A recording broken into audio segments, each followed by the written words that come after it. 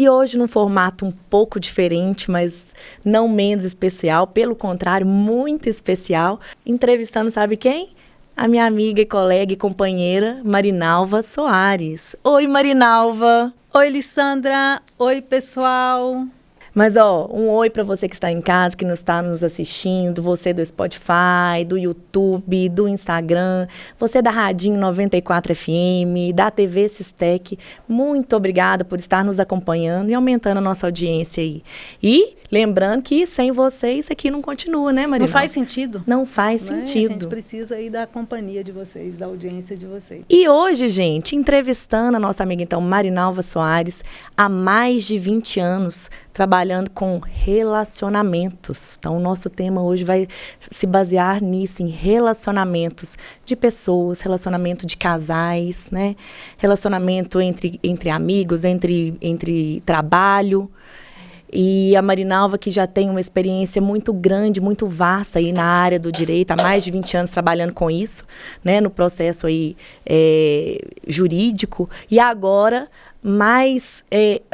que ganhou uma notoriedade maior ainda agora com a psicologia, que veio só para somar, né, essa estrada que ela tem aí e essa bagagem que ela vem construindo ao longo dos anos. Então, Marinalva, muito obrigada por compartilhar o seu conhecimento com a gente, que eu acho que é isso que move, é isso que nos faz crescer cada vez mais, né? Quando a gente doa, a gente recebe em troca. Então, muito obrigada, porque a gente aprende a cada dia, gente. Eu falo que cada dia eu cresço como pessoa, né, assim, o conhecimento que a gente troca aqui é uma coisa muito importante pra gente. É isso aí, é sempre uma troca, né? Os nossos entrevistados que vêm aqui, os nossos convidados, com você, a gente está sempre trocando. E agora vamos ver como que a gente pode, o que a gente pode refletir, né, Lissandra, desse tema tão importante, relacionamento, né? Relações humanas. Se a gente é humano, então a gente tem que saber relacionar, né? E assim, a gente não pode deixar de levantar uma questão que é muito difundida, é muito falada, polemizada, a questão dos conflitos familiares. Até que ponto isso é saudável, não é saudável? Por que esses conflitos acontecem na vida?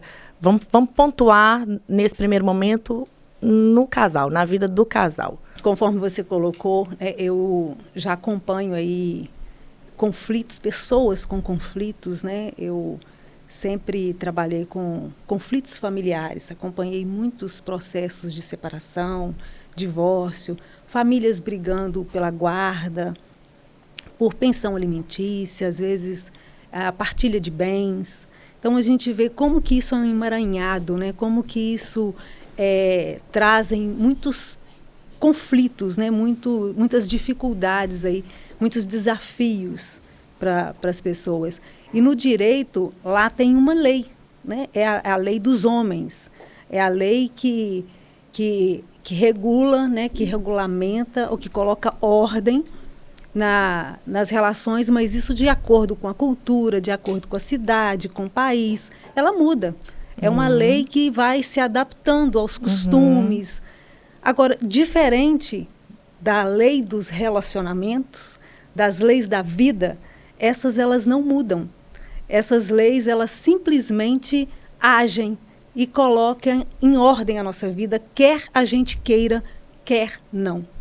Então, às vezes, a gente tem um pouco de resistência e a gente, às vezes, acaba criando muitos problemas e conflitos na nossa vida, nas relações, porque a gente sai fora dessas ordens, né, dessas leis.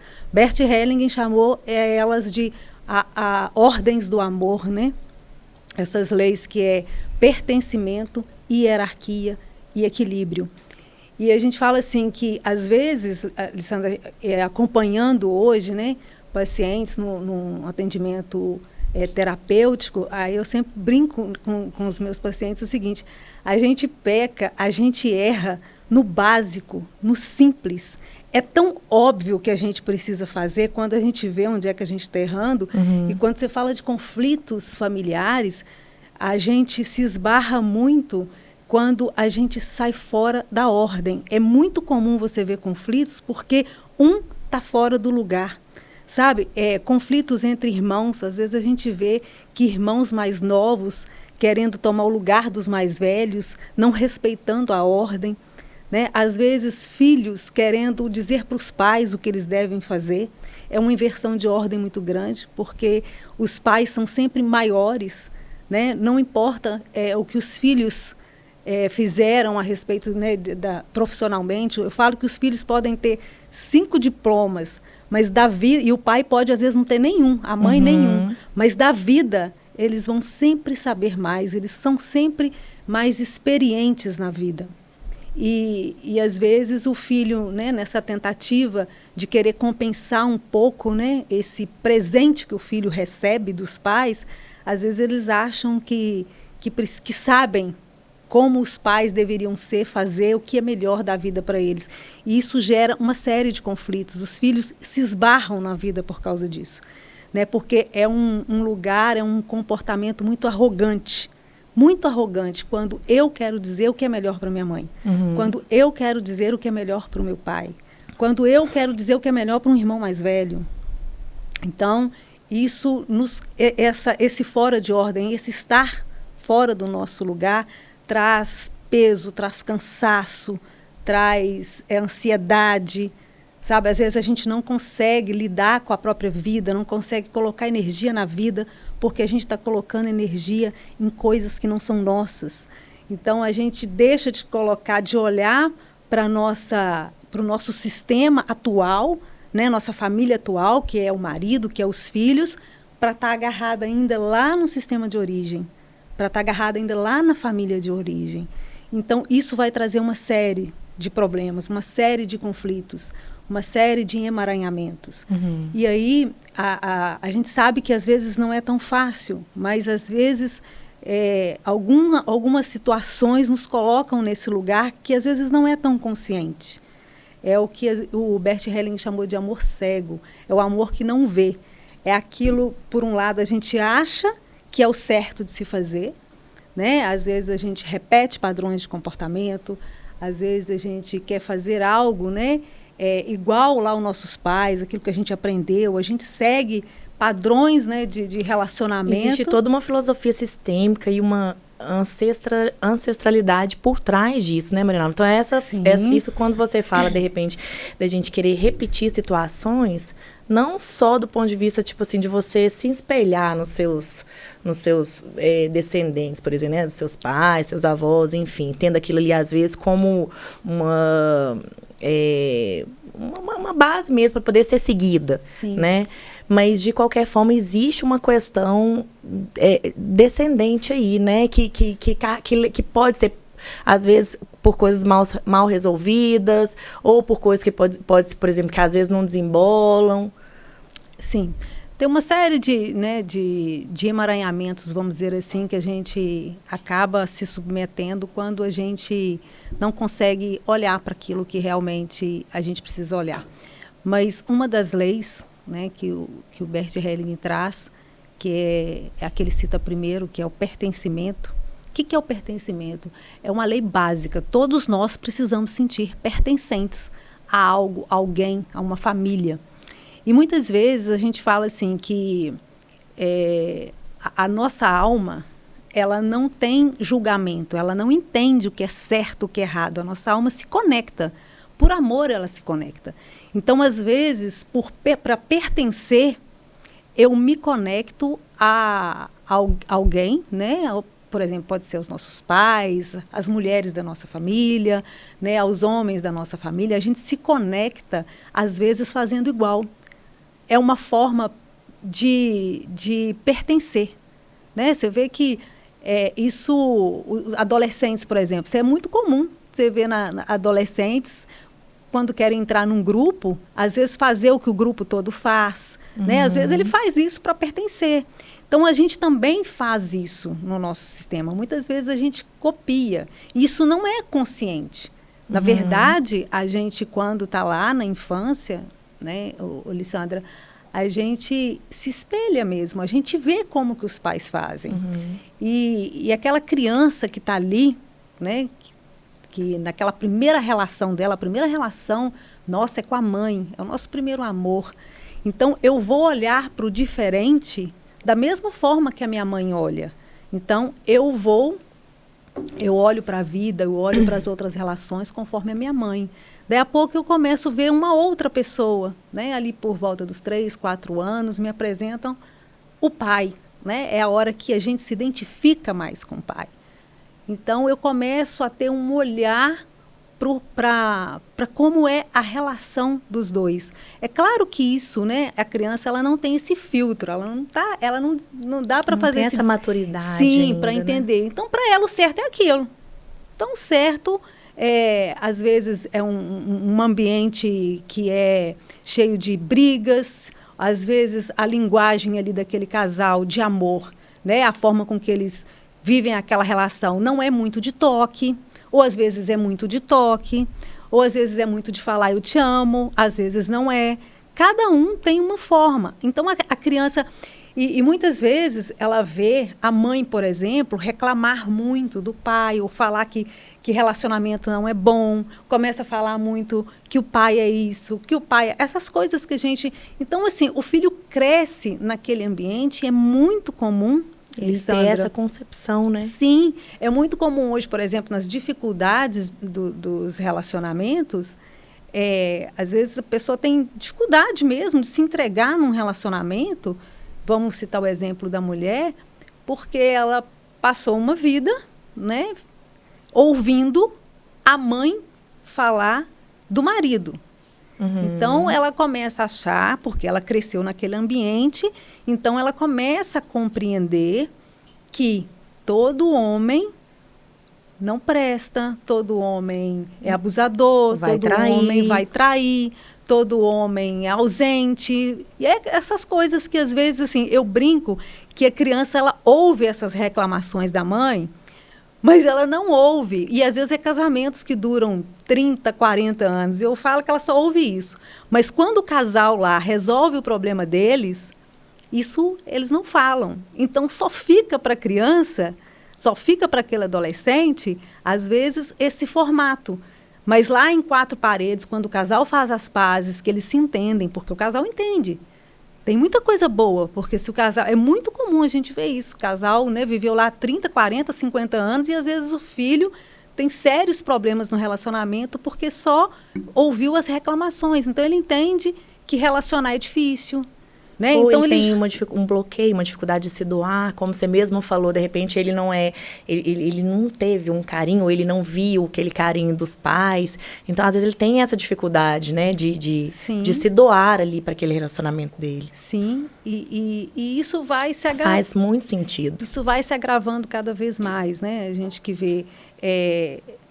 eu via, né, quando eu estava ainda atuando como advogada nos acompanhamentos dos processos, a gente via, assim, o casal se separando, você via que tinha amor, que eles se gostavam, que aquela separação, aquele divórcio, era difícil para eles.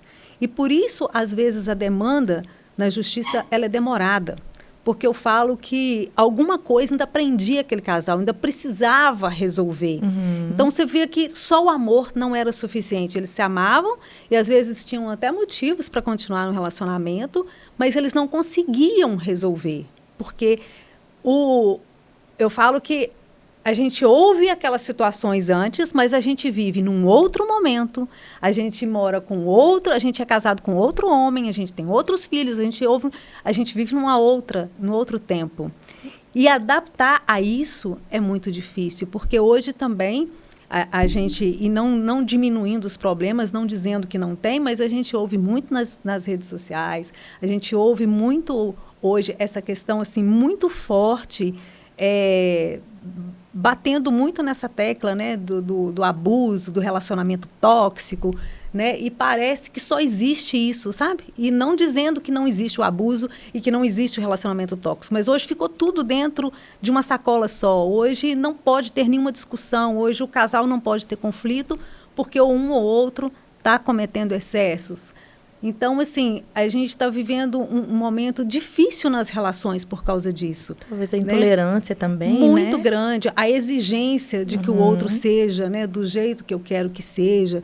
Então, assim, as pessoas não estão indo... Eu falo muito que estão deixando muito a sua criança falar mais alto, né? Aquela criança ainda que está na exigência, aquela criança que ainda está na crítica, aquela criança que ainda quer daquele jeito. E ela, como não consegue, né, na sua etapa ali, na sua infância, na adolescência, ela não é completamente atendida às suas necessidades. Não tem como ser. A gente não tem como ter todas as nossas necessidades atendidas. E aí, o que acontece? Nesse processo, né, ao invés de, nesse processo de maturidade, onde eu vou para a vida adulta, eu olho para aquilo que me falta e eu me completo. O ideal seria isso, né? E a gente vai para a relação completa, onde eu posso me complementar, onde eu posso acrescentar com o outro, com o que o outro tem. Mas o que acontece? A gente vai para as relações hoje, né? A mulher vai para a relação, o homem também, para a relação achando que o outro tem que completar ela, tem que completar ele, aquilo que está faltando.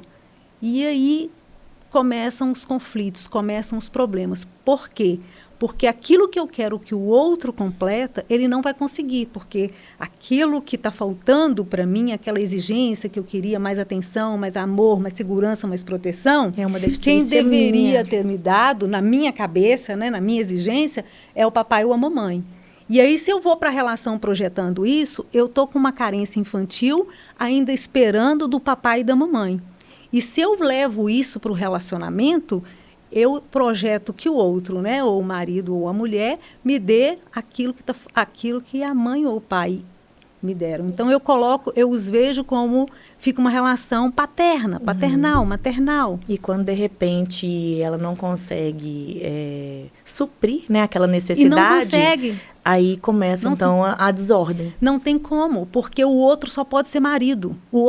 A outra só pode ser mulher, esposa. Não tem como ela ser mãe. O outro não tem como ele ser pai. Esses lugares não cabem mais. Já passou lá atrás. E aí, o que eu faço com isso tudo, então? Não dá para eu ficar nesse lugar, porque também... Aí, quando a criança está muito ferida, né, e é muito comum a gente ver adulto ainda se colocando num lugar de colocar defeito nos pais, de exigir dos pais, de dizer, poxa, minha vida é assim hoje, a culpa é do meu pai, a culpa é da minha mãe, eles que me trataram assim, eles que fizeram assim. E acontece dos dois jeitos. Eu já vi adultos chegarem, né, para o processo terapêutico dizendo... que não conseguem fazer nada, porque os pais deram tudo, não deixaram eles fazer muita coisa, não deixaram ele fazer muita coisa. E hoje ele tinha problema, né, profissional, não conseguia, porque os pais deram tudo e agora ele não conseguia ser proativo, ele não conseguia. E o contrário também acontece, de culpar os pais, porque os pais não deram muita oportunidade, não deram segurança, não deram proteção e aquela coisa toda. E aí a gente esquece de se conectar com o principal que a gente recebeu dos pais, algo que nós recebemos de graça, não pagamos nada para isso, que é a vida. Então, a gente desconecta da vida. Eu falo assim, eu tenho uma imagem que eu gosto sempre de fazer e dar para todas as pessoas, assim, é bom quando a gente tem algum objeto, alguma coisa, mas tudo bem. A gente não tem. Vamos imaginar aqui, né, que o pai e a mãe estão aqui. Eu, adulto, estou aqui. O que a minha criança faz, né? O que o imaturo faz? Ele começa a ver, né? É como se eu colocasse aqui na frente os defeitos, os problemas. Aí eu começo a falar com meu pai ou minha mãe, sei lá, tanto faz. É alcoólatra, me deu atenção, eu ficava com babá, eu ficava com não sei quem, né? Meu pai ficava fora o dia inteiro, meu pai não era ausente, meu pai... E aí, fica aqui na frente isso tudo, eu só consigo olhar para isso aqui. E aí eu perco de vida, quando eu estou aqui, eu estou olhando para o homem ou para a mulher que tem esses defeitos, essas falhas, para o ser humano. Eu não consigo ver a humanidade deles. Aí eu perco de vista o quê? O pai e a mãe. Porque aqui na frente estão os problemas, estão as críticas, estão as exigências. O imaturo ele ainda está aqui ainda apontando o dedo para isso tudo. E aí quando eu faço isso, eu perco de vista a vida. Eu perco de vida o ser pai, o ser mãe. Porque as pessoas adoram falar, a mãe é má. Quando a mãe faz isso com a criança, uma mãe é má. Quando um pai fez isso com a criança, um pai... E a gente não está olhando para... E eu não estou aqui justificando, nem passando a mão na cabeça de ninguém, eu não estou aqui para dizer o que é certo ou errado, eu não estou dizendo né, que isso tem que ser assim ou assado. Eu estou dizendo o que é fato. Não existe uma regra, né? Eu estou dizendo o que é fato. Porque quando eu sou adulto, não dá para eu ficar nesse lugar mais. Se eu fico na crítica, se eu paro nos problemas, eu esqueço de ver o que é maior. E na filosofia sistêmica, a gente olha para algo grande, para algo maior, que é a vida. Isso é que é importante, porque sem isso eu não consigo, eu não vivo, eu não estaria aqui. Então, eu olho para algo que é maior, eu olho para a vida. Bom, se eu recebi algo grande, com essa grandiosidade toda, o que eu faço com isso agora? Tá, não deu certo, algumas coisas lá atrás falharam, faltaram, e claro que vão faltar. Eu sou mãe de 2 hoje, eu tenho certeza que muitas coisas faltaram para os meus filhos. Por mais que eu tivesse dedicado, por mais que eu estivesse ali presente, fazendo alguma coisa, eu falhei. Não tem como, sabe? Porque se eu preciso sair para eu cuidar da minha saúde, eles têm que ficar com alguém. Então, nesse momento... algo ali pode desencadear, sim, um sentimento de abandono na criança? Pode. Se eu sair para trabalhar, a criança ela não tem o filtro. Então, isso tudo, a gente que precisa lidar com isso agora como adulto. Então, não dá para eu ficar... Porque a gente é imperfeito. E é muito interessante, Lissandra, que eu queria... outra coisa que é muito legal da gente pensar, assim, já que a gente está falando aí das falhas, né, da mãe, do pai, que quando eu me permito olhar para a humanidade dos meus pais, e olhar para a humanidade dos meus pais significa olhar além dos problemas, ver um ser humano ali também que de alguma forma acertou, falhou, mas está tudo bem. Então, quando eu me permito olhar para essa humanidade, deixar um pouquinho essas falhas de lado, é algo assim, de uma leveza tão grande, porque quando eu faço isso, eu também digo para mim, que bom que eles erraram, então eu também posso. Porque se eu Tem uma cobrança tão grande. Porque se eu estou na exigência do pai, que o pai fez isso, a mãe fez isso, parará, qual que é a minha postura diante da vida agora? É como se eu não pudesse errar. Eu tenho que ir melhor, né? Porque se eu estou falando de alguém que veio antes de mim, né, fez o que pôde, e eu ainda assim estou ali querendo melhor, então eu tenho obrigação de fazer melhor agora. E aí, para fazer melhor agora, eu vou investir tudo, toda a minha energia, e isso vai ser incansável. Eu nunca vou conseguir esse perfeccionismo. Então, assim, para os perfeccionistas de plantão, fiquem atentos a isso. Isso é algo muito comum, sabe? Da gente que quer... Eu não estou falando de querer as coisas organizadas, de querer as coisas bem feitas, mas aquelas pessoas que são muito exigentes delas mesmas, sabe? Que não se permitem errar de vez em quando, que não se permitem, cobrem isso do outro. Da mesma forma no trabalho. Você para e pensa quando você tem um colega de trabalho que você começa a exigir dele, começa a criticar ele demais.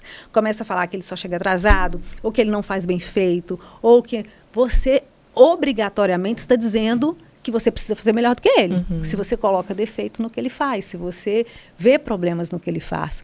E isso traz um cansaço enorme para a gente. É uma perda de energia enorme. É uma carga negativa, né, isso. É pesado. É pesado. É pesado, porque eu fico querendo a perfeição de todo mundo. E não dá. Então, o mês de setembro, lembrando que é o mês do aniversário Soares. E o Soares está fazendo 30 anos. Uma família grande que abraça aí a nossa cidade, né? Então, com 3 super campanhas que vale a pena a gente conferir. Olha só, a primeira é para contribuir com o projeto CRI. CRI Conselho Renovar das Igrejas Evangélicas. E durante todo o mês, comprando os produtos parceiros... Acho que está sorteando um carro lá, não está? Está sorteando. Comprando esses produtos parceiros, o cliente vai estar doando parte desse valor para esse projeto CRI, muito que é legal, bem né, legal. Gente? O Soares está sempre envolvido com esses projetos sociais. E além de contribuir, o Soares vai estar presenteando seus clientes com um sorteio. Então é assim, ó, comprei e não paguei. O slogan é bem esse. Então o sorteio vai acontecer no caixa e ainda comprando produtos IP, você também concorre a prêmios, né? Concorre a um carro.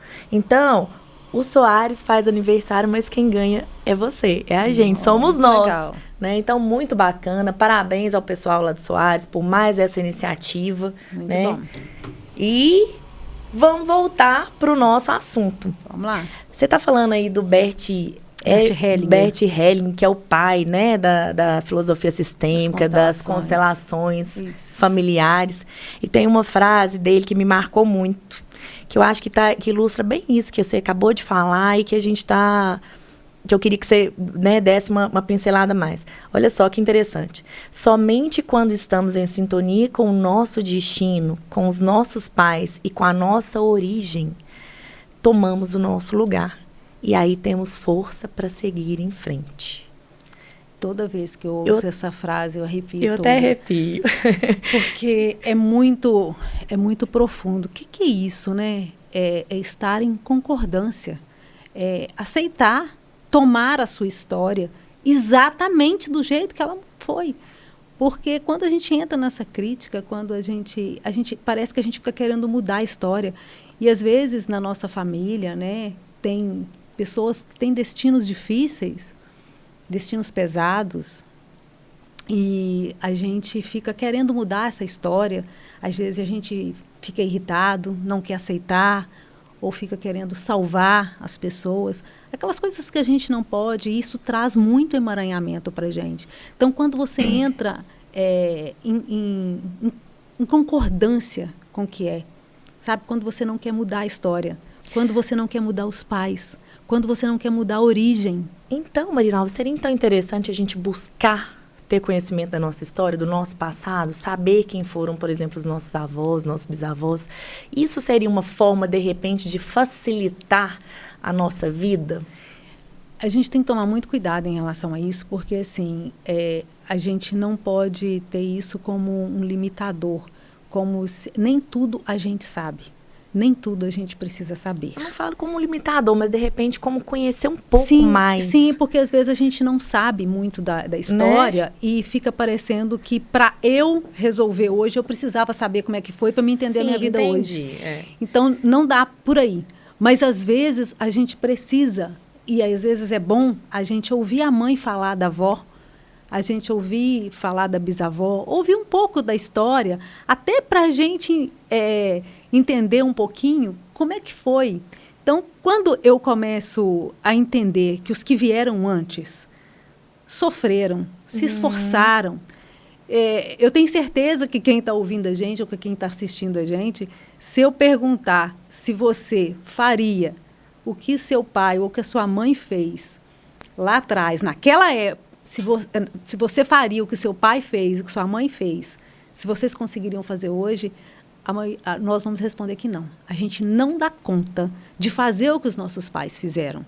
Porque eles viveram num momento muito mais difícil. Eu tenho certeza que a sua mãe teve que lidar com situações que, né, a nossa avó, né, se a gente for pensar, pessoas, né, não tiveram essa facilidade que a gente tem hoje. Hoje nós temos, você já pensou, eu fico pensando, hoje eu quero falar com a minha filha, eu pego o celular, eu até vejo a imagem, deixa eu te ver, deixa eu ver onde você está. Ela tá triste, ver a Agora, aflição. na minha época, eu não preciso ir nem muito longe. Quando eu saí de casa, né, mais ou menos aí aos 13, 14 anos, minha mãe nem tinha telefone em casa. Então, assim, era de vez em quando que a gente conseguia dar notícia. A minha mãe não vinha sempre onde eu estava e nem eu ia toda semana onde ela estava. Então, eu fico imaginando como é que era uma cabeça da mãe. Eu não consigo imaginar, porque como é que eu vou ficar uma semana, né? Viajavam, você não sabia se chegou bem. Hoje não, hoje você está dentro do avião, você já passa mensagem, você já tem internet. Se você está dentro do carro, do ônibus, você vai comunicando, você vai falando que está acontecendo. Atrasei porque teve um acidente na estrada, atrasei porque atrasou por causa de... Então, assim, você já imaginou como que era a vida desses pais? E como é que era a vida desses avós? Então, às vezes, a gente conhecer um pouquinho, entrar em contato com essa história para a gente poder dar um valor a mais do que a gente tem. Então, assim, eu fico imaginando, eu sou a 10ª filha da minha mãe, né? E aí eu fico imaginando, né? Se ela não tivesse tido a coragem que ela teve, né? De ter mais filhos, eu não estaria aqui. E ela, assim, abriu mão de um monte de coisa. Foi uma época muito mais difícil, né? Não tinha babá. Então, assim, não dá para eu ficar querendo que a minha mãe me desse toda a atenção, tudo que... Não dá para exigir isso dela. Eu só tenho que entrar em concordância com o que ela me deu dentro do que ela podia dar. Ela só vai aonde ela pode. Não dá para eu exigir mais do que isso. Então, quando eu começo a querer que podia ter sido assim, que meu pai podia ter sido mais presente, meu pai podia ter conversado mais comigo, quando eu começo a entrar nesse lugar, eu estou dizendo para a vida que não está bom assim.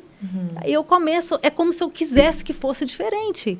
E aí eu não tomo aquilo que está chegando para mim. O destino, você muda a ordem daquilo. Na verdade, né? Você vai causar um desequilíbrio. Na verdade, eu não mudo nada. Eu só fico querendo que muda.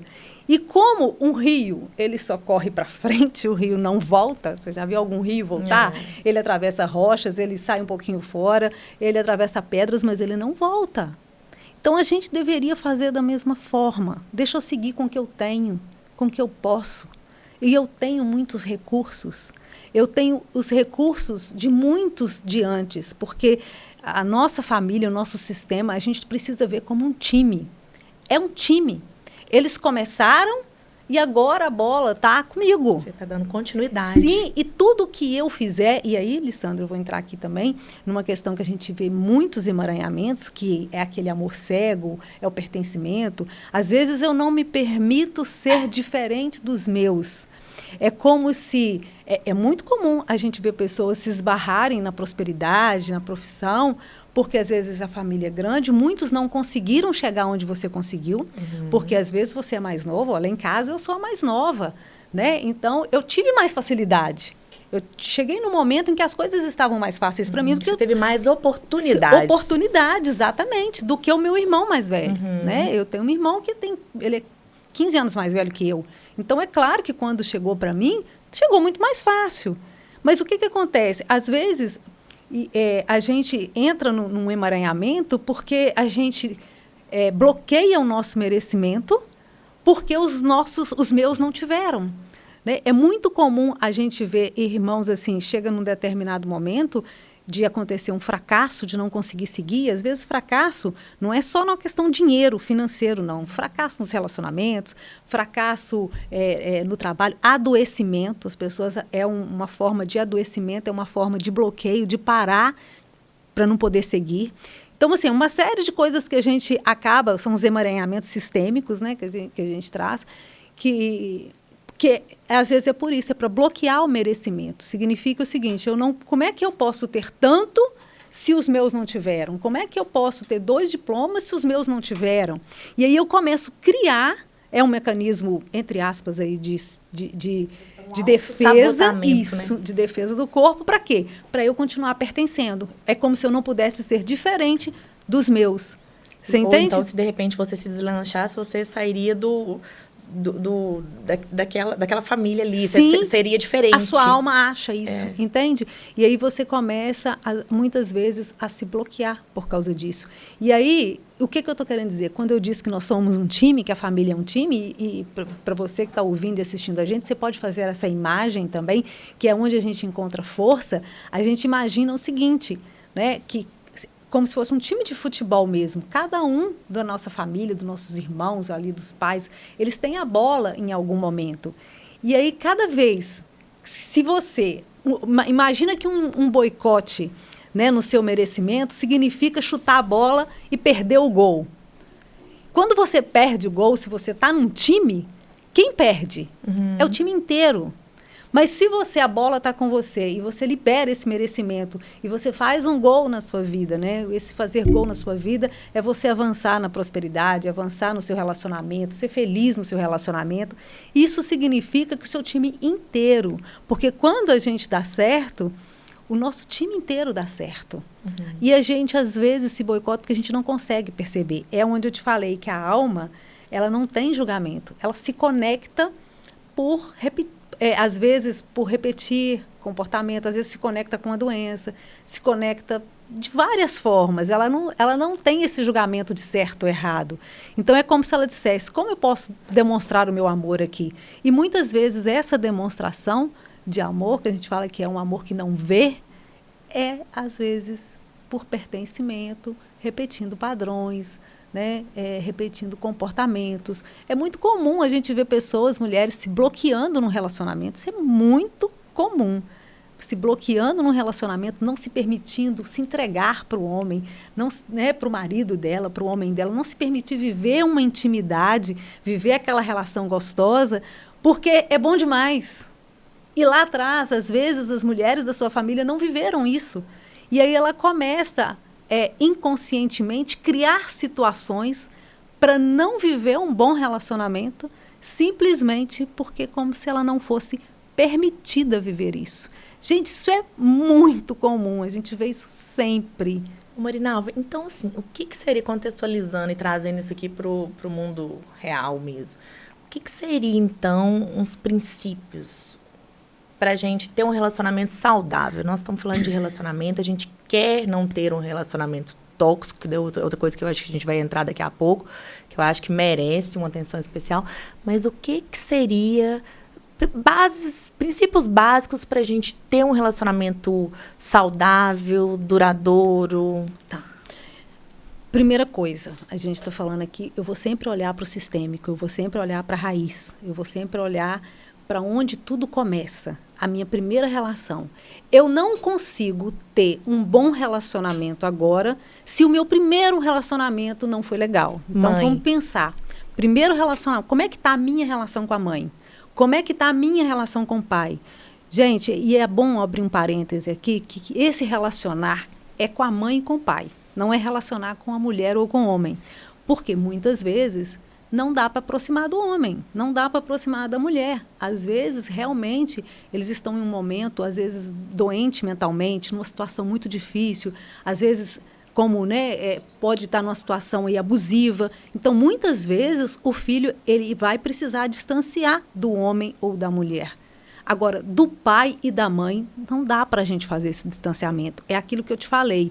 Naquela imagem, você tira, né, você tira todo o julgamento e consegue enxergar o pai e a mãe. Se você consegue enxergar o pai e a mãe, significa que você toma a sua origem. Porque você veio dali, não tem como mudar isso. Não tem como você negar aquilo. Não tem como mudar. É a sua história. Tá? Então, você veio dali, você toma a sua origem. Então, isso é relacionar bem. É você ter um espaço no seu coração para o papai e para a mamãe. E esse espaço no nosso corpo, né, no nosso coração, significa metade pai e metade mãe. Não tem outro jeito.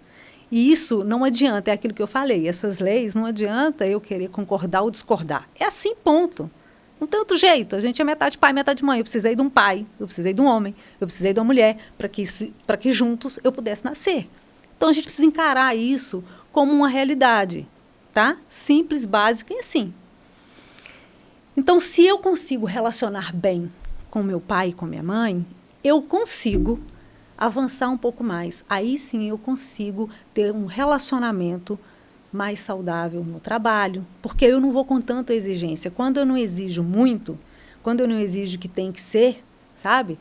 Porque aquela pessoa que ainda exige como o trabalho tem que ser, como é que as coisas têm que ser, quem tem que trabalhar comigo, como é que é, porque provavelmente ainda está exigindo lá atrás. Uhum. Então, se eu estou em concordância lá atrás, eu consigo também fazer um caminho legal aqui no trabalho. E aí eu vou com menos exigência ainda para um parceiro. E quando eu exijo menos para o parceiro, fica mais leve para mim e para ele. Eu só consigo dar o que eu posso e eu só consigo e ele da mesma forma. E eu consigo tomar o que ele pode me dar. Eu consigo tomar dele.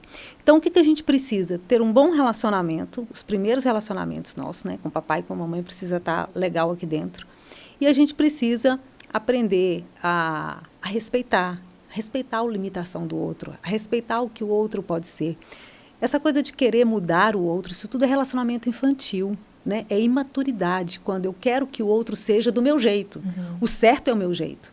E a gente vê muito isso, muitos conflitos de um apontando o dedo para o outro, nenhum dos dois aceitando a sua própria responsabilidade, a sua própria falha, né? Aquilo que...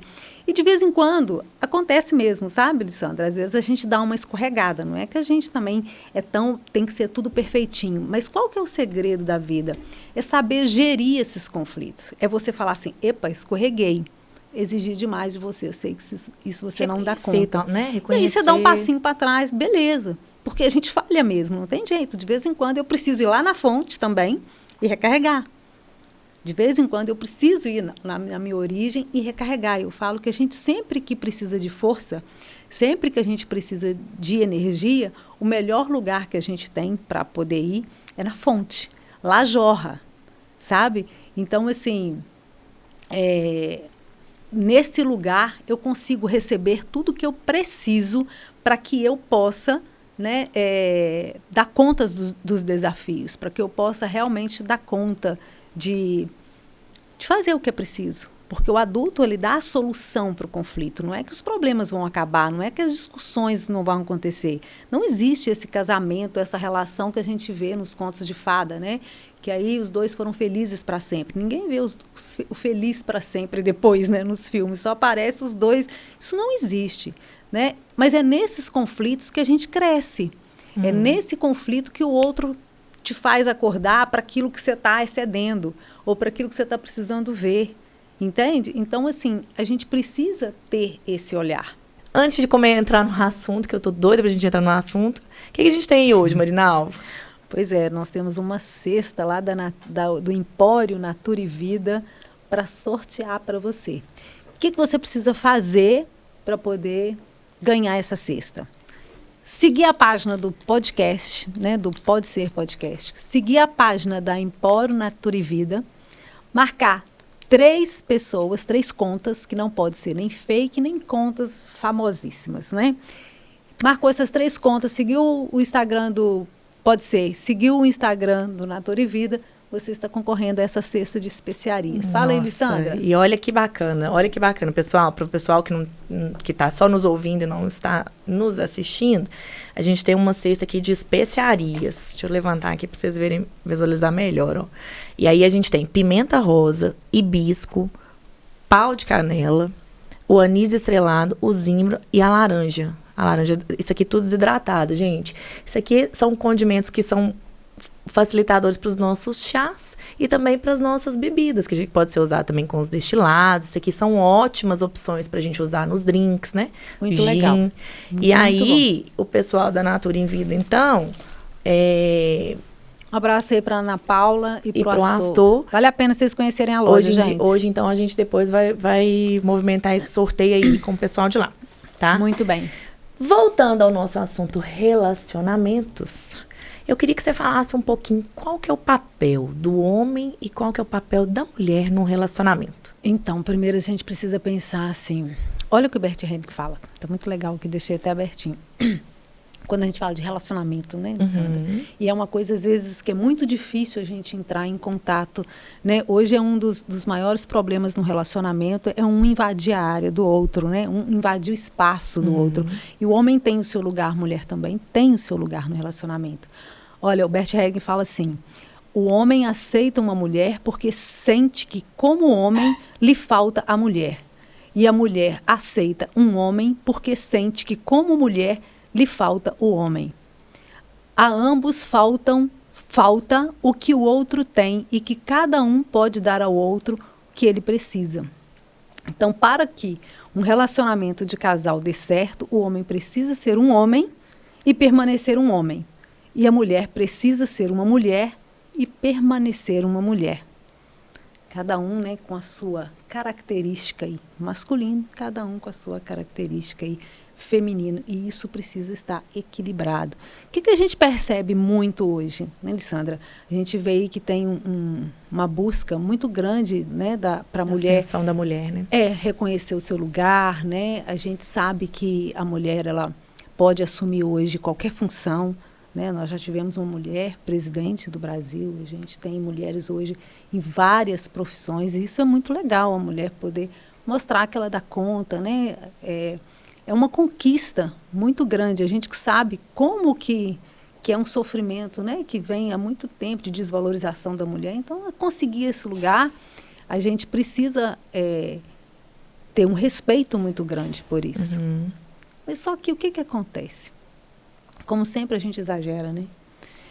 E a gente acha que a gente pode fazer tudo. E aí começou a ter uma competição. nessa competição, eu falo que é um cabo de guerra, né? Um fica disputando quem é melhor, quem sabe mais, quem faz mais na relação.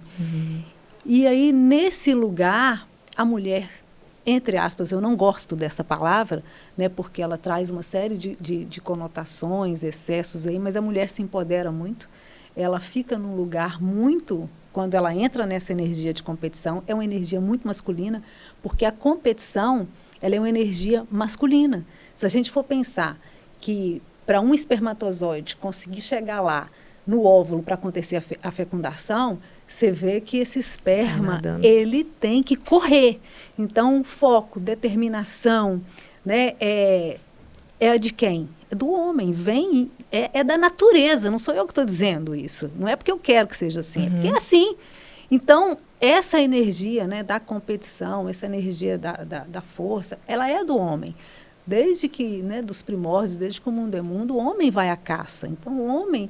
O homem toma decisões. Sim, né? O homem precisa ter ser o provedor. Então, e não significa que a mulher não pode trabalhar, não, tá, gente? Não é isso que eu estou querendo dizer, mas a gente está falando de uma energia que equilibra, né? Para poder equilibrar um relacionamento, equilibrar uma casa.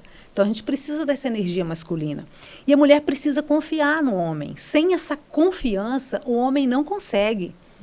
O homem não consegue. Então, eu falo que quando a gente tem esse olhar de confiança para o homem, de dizer assim, e olhar tipo, é realmente postura. Eu tô postando as minhas fichas em você. Eu acredito em você. O homem não tem outra saída a não ser dar conta. É. E aí, quando eu entro nesse lugar, desanda tudo, porque o homem fica fraco. O homem começa, é como se o papel mais importante dele, né, tá sendo tirado, entre aspas, aí, né, porque... E a mulher pode trabalhar. Então, a mulher pode, claro, ela deve. Só que ela também deve ser feminina. A mulher precisa ficar nesse lugar. Ela, né, é um lugar mais... Pelo menos deveria ser de mais gentileza, de mais paciência. Isso não significa que tem que tolerar tudo. Muito cuidado aí com as palavras para que a gente, né, não é ao pé da letra. Mas a energia feminina é essa. Cuidar né? da casa, cuidar do lar, do marido. Sim, e o cuidar, gente, né, tá no sentido, né, literal mesmo. Isso, e até para ter, né, essa coisa que a gente gosta mesmo. Por que a mulher hoje está muito cansada? Né? Você vê que hoje as mulheres estão muito cansadas. Você vê mulheres, às vezes, reclamando. Poxa, eu cheguei em casa, tive que trabalhar, às vezes tem filho pequeno, às vezes mulheres têm 1, 2 empregos, ainda tem que cuidar da casa, tem que administrar babá, tem que administrar... Isso é muito, entende? Então, a gente precisa também reconhecer que essa função que nos foi dada, né, de só a gente poder gerar um filho, né, a gente emprestar o nosso corpo para que um filho ali, né, tenha tudo que ele precisa durante 9 meses para ele poder nascer, isso é muito grande, sabe? E a gente, às vezes, desvaloriza isso. É como se isso fosse menos do que trabalhar, entende? Então, quando a gente entra em contato com isso, e às vezes a gente precisa se dar esse valor, precisa se reservar um pouquinho, sabe? Porque fica muito pesado. E eu estou dizendo isso até por mim também, tá, Alessandra? Eu sou uma pessoa que, quando estava grávida, logo depois, assim, eu lembro que o meu mais velho devia estar com 1 ano e meio, 2 anos, eu comecei a trabalhar e depois não parei mais.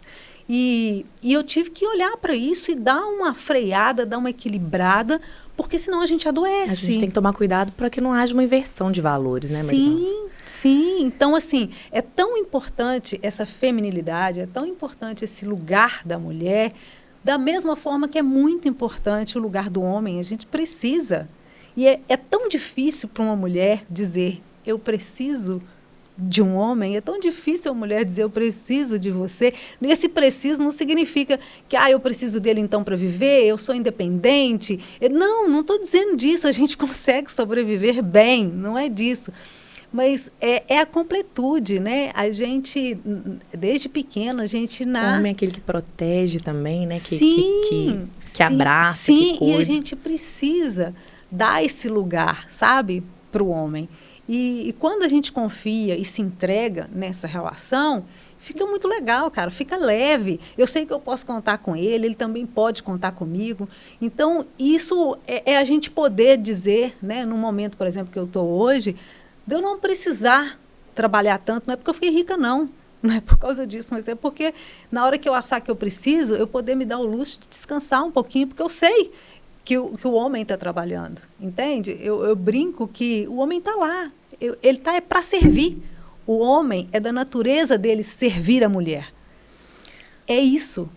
E aqui, Marinalva, eu acho que uma coisa que a gente não pode deixar de falar, até mesmo para esclarecer para muitas pessoas que têm dúvidas nisso. Diante de alguns conflitos, diante de alguns impasses, né, nos relacionamentos afetivos, né, assim, conjugais ou de trabalho, enfim, as terapias são válidas. No caso dos conjugais, a terapia de casal individual, ou ambos. Uhum. Quando que você acha que seria o momento ideal para a gente estar procurando um profissional para estar ajudando aquilo ali? Então, quando o casal não está conseguindo gerir os seus conflitos, quando aquele conflito é maior do que você dá conta, e é claro que eu te falei que em algumas situações tem alguns emaranhamentos que às vezes a gente não consegue ver assim. Então, você precisa de uma ajuda, você precisa de um profissional para poder te ajudar. Então, quando você não está dando conta, quando os conflitos são maiores, você pode buscar ajuda profissional. E muitas vezes, Lissandra, às vezes o casal não quer ir juntos, às vezes o casal não tem abertura. E é bom que a gente saiba assim, quando um faz uma mudança, às vezes é tudo que precisava. Às vezes o conflito é porque um está jogando a culpa no outro, aquelas situações. Um cede, mas o eu outro falo não que cede. quem vai para a terapia é quem está precisando ir. Não deixe de fazer, de buscar ajuda só porque o outro não quer. Faça a sua parte. Entende? Faça aquilo que você... para você, aquilo que você dá conta, a sua parte, a sua responsabilidade. Porque se tem conflito, é claro que você também é responsável pelo conflito. Está dando certo, os dois estão fazendo para dar certo. Está dando errado, os dois têm responsabilidade para dar errado. Relacionamento de casal é assim, é os dois sempre em tudo. E é claro que pode ser que um momento um não esteja suportando, um esteja com mais problemas, com mais situações, e ele vai sobrecarregar mais a relação. E aí esse precisa olhar. Eu falo que a mulher sempre tem um peso maior na relação. A mulher sempre tem, até por causa dessas coisas que ela traz com ela. Então, muitas vezes, a mulher procura primeiro. Não porque ela é a mulher que está errada, não vamos por aí, não. Mas é porque ela tem mais responsabilidades numa casa. A casa, né, você tem um olhar da mulher, né? A mulher é que está sempre olhando. Então, consequentemente, ela traz mais peso para ela. Então, às vezes, chega um momento que ela não consegue, conflita ali, tá? O que você poderia fazer, por exemplo, no caso dos relacionamentos, o que não pode deixar de existir para o relacionamento se permanecer saudável, perpetuar aí? O que não pode faltar num relacionamento? Não tem jeito de seguir um relacionamento sem confiança, sem respeito. Não tem jeito. Se você não confiar no outro, se você não conseguir se entregar para o outro, é muito difícil ter um relacionamento de casal. Você pode até ter uma parceria, uma sociedade, capenga, mas relacionamento de casal precisa de confiança, né? Precisa de entrega, precisa de intimidade, tá? Precisa de respeito. E se você não está conseguindo, é preciso olhar o que está por trás disso. Por que isso não acontece, né, na sua relação? Então, é preciso olhar. Conversar com a Marinalva, o tempo flui e a gente só tem a enriquecer.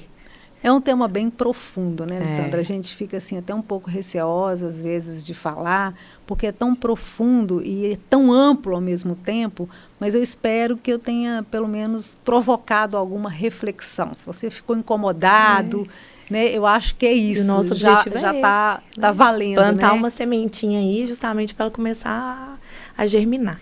Gente, muito obrigada, valeu. Até Tchau, o próximo. Dani. Pode ser. Tchau, Moisés.